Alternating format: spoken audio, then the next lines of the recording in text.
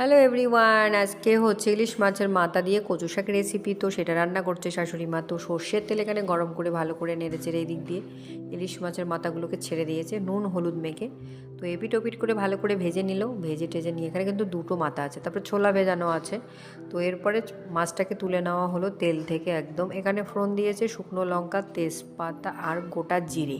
তো ফোড়ন দেওয়ার পর এটাকে ভালো করে নেড়ে চেড়ে ছোলাটাকে ঢেলে দেওয়া হয়েছে। তো হলুদ গুঁড়ো, লঙ্কা গুঁড়ো, কাশ্মীরি লঙ্কা গুঁড়ো আর থাকছে জিরে গুঁড়ো। তো ভালো করে নেড়ে চেড়ে তো কচু শাক এখানে সিদ্ধ করা রাখা আছে। তো ছোলাগুলোকে এবার ঢেলে দেওয়া হবে।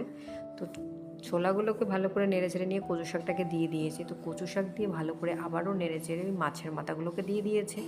মাছের মাথাগুলোকে দেওয়ার পরে ওই স্বাদ মতো নুন, স্বাদ মতো চিনি আর ভাজা জিরে গুঁড়ো দিয়ে নামিয়ে নিল কচু শাক রেসিপি। তো বন্ধুরা, কেমন হয়েছে অবশ্যই কমেন্ট করে জানাবে শাশুড়িকে।